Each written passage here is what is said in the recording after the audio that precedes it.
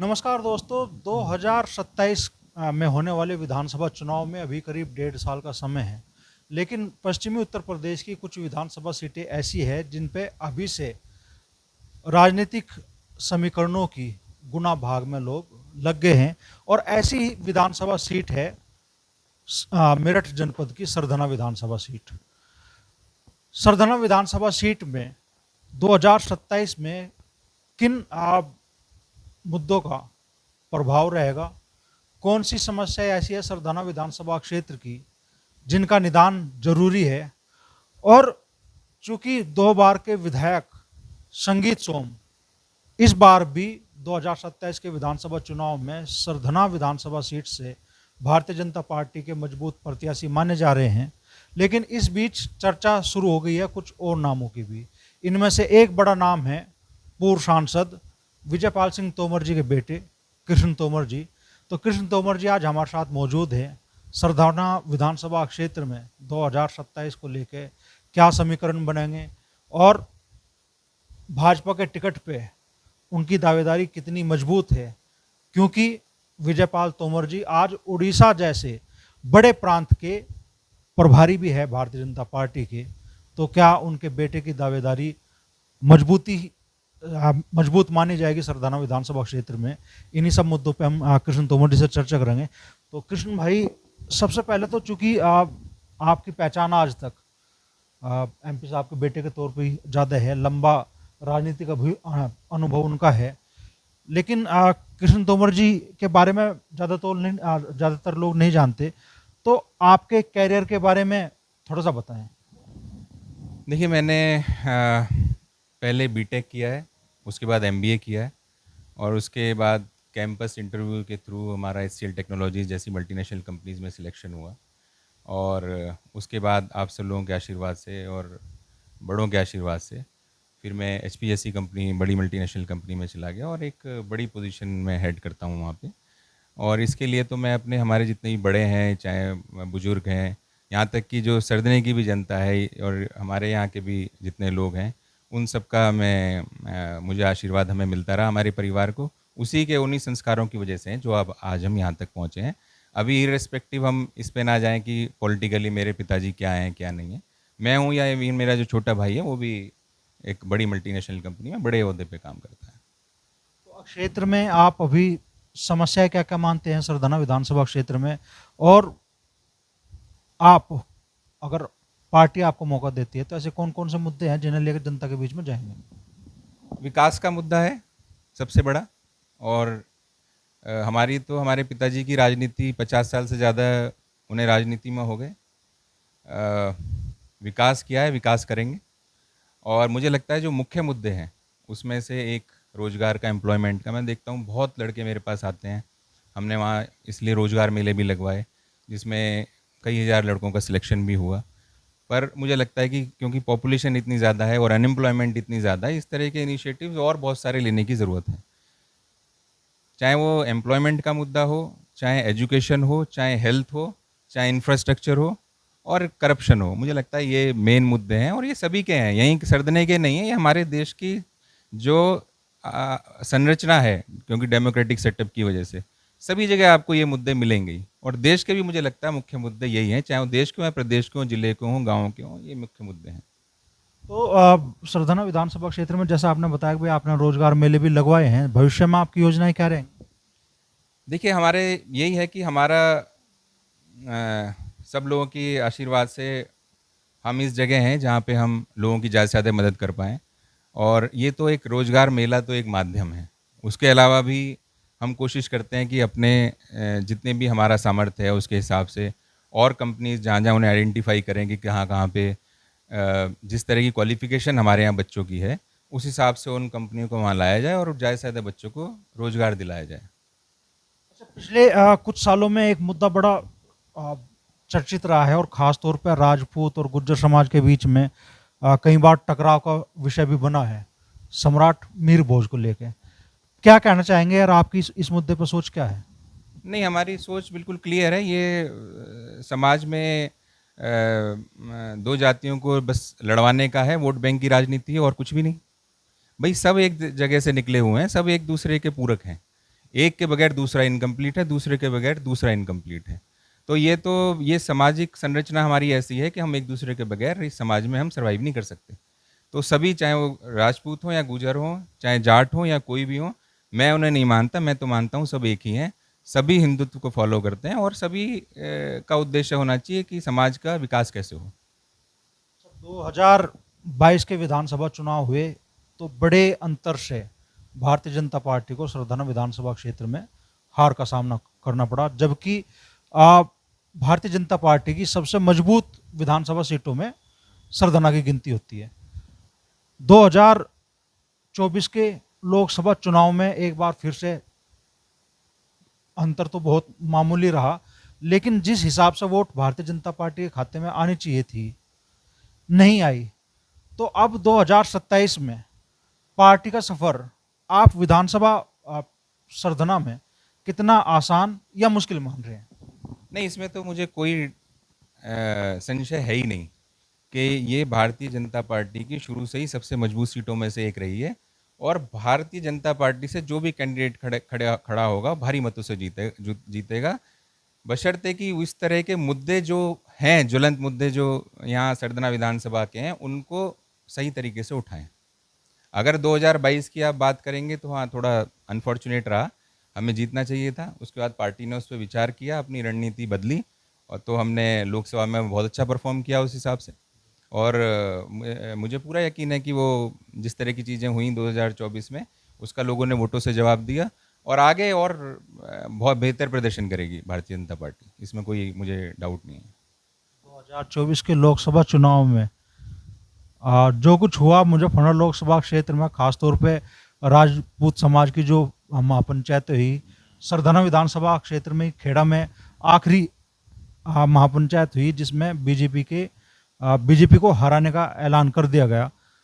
तो इन सब के पीछे कुछ नामों की भी चर्चा रही, संगीत सोम जी को लेकर भी अलग अलग चर्चाएं चलती हैं। क्या किस तरीके से पूरे घटनाक्रम को आप देखते हैं 2024 के लोकसभा चुनाव वाले पूरे घटनाक्रम?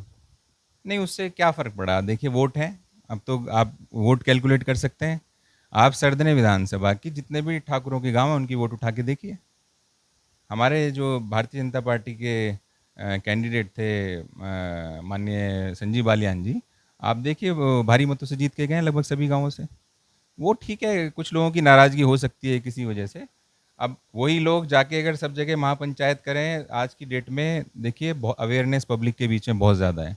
और मैं बार बार बोलता हूँ, हम डेमोक्रेटिक सेटअप में हैं, सोशल मीडिया का ज़माना है, फ़ोन एक बहुत बड़ा टूल है हर व्यक्ति के पास में। तो जिस तरह की इन्फॉर्मेशन अब हर व्यक्ति के पास रहती है, वो खुद सक्षम है निर्णय लेने में क्या सही है और क्या गलत है, और उसका ही रिजल्ट हमने देखा।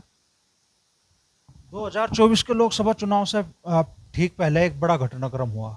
राष्ट्रीय लोकदल जो इंडिया गठबंधन का हिस्सा था, उत्तर प्रदेश में समाजवादी पार्टी के साथ में था, लोकसभा चुनाव से ठीक पहले भारतीय जनता पार्टी के साथ में आया।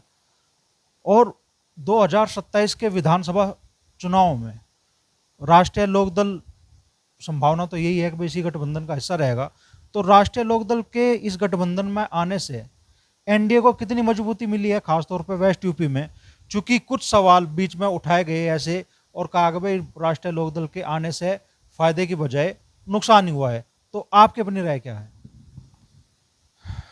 निश्चित रूप से देखिए, पार्टी का निर्णय है और राष्ट्रीय लोकदल के आने से पार्टी को मजबूती मिली है, इसमें कोई डाउट ही नहीं है किसी को भी। और ये निर्णय होते हैं, पार्टी बहुत सोच विचार के ये सब निर्णय करती है और मुझे पूरी उम्मीद है आगे भी ये गठबंधन जारी रहेगा और इसका दोनों ही पार्टियों को इसका फ़ायदा मिलेगा।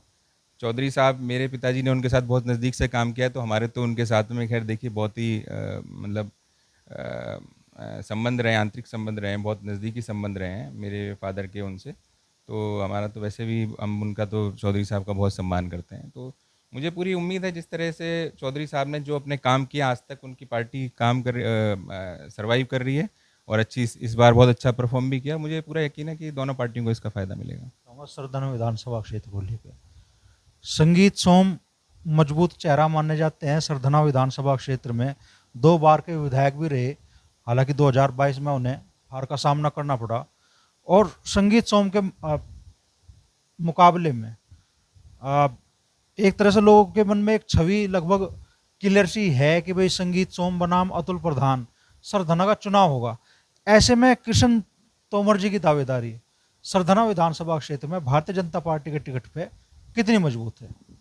देखिए, हम तो पार्टी के सिपाही हैं, और जिस जिस रीति नीति के साथ मेरे फादर ने राजनीति की है, 50 साल से ज़्यादा हो गए उन्हें राजनीति में, और आज तक उनके ऊपर किसी तरह का कोई एक ब्लैक स्पॉट भी कोई नहीं है। हम तो उसी राजनीति को आगे भी कंटिन्यू रखेंगे, और जो पार्टी कहेगी वो करेंगे। पार्टी कहेगी चुनाव लड़ना है तो चुनाव लड़ेंगे, जहाँ से भी वो बोलेंगे वहाँ से चुनाव लड़ेंगे। पार्टी कहेगी संगठन में काम करना है तो संगठन में काम करा, जो भी हमें रिस्पॉन्सिबिलिटी मिलेगी, जो भी हमें, मुझे ही नहीं, बाकी भी जो भाजपा के कार्यकर्ता हैं, वो पार्टी के जो भी निर्देश होता है उसके हिसाब से, अनुसार उसके हिसाब से कार्य करते हैं। आज कोई साफ तस्वीर नहीं रखने का आप सरधना विधानसभा सीट के लोगों के सामने? आप होमवर्क पूरा करके आए हैं अमरीश भाई, लेकिन जो सच है मैं वही बोलूँगा। भारतीय जनता पार्टी का कंडक्ट जिस तरह का है, वहाँ पे मैं आपको बताऊँ कि सामूहिक निर्णय होता है, ये कहने की बात है, और वो पार्टी सब चीज़ों का कैलकुलेशन करके, एनालिसिस करके फिर वो डिसाइड करते हैं कि कौन इस उसके लिए टिकट के लिए उपयुक्त कैंडिडेट है, और जो पार्टी बोलेगी वही हम कार्य करेंगे।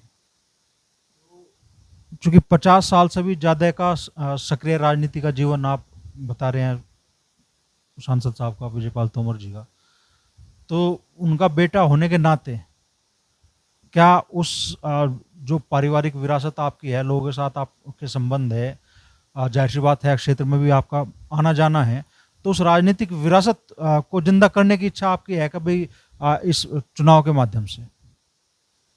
नहीं, राजनीतिक विरासत हमारी जिंदा है ही। मैं अब आप देखते ही हैं, मैं जाता हूँ, इसीलिए आप मेरा इंटरव्यू लेने आए हैं।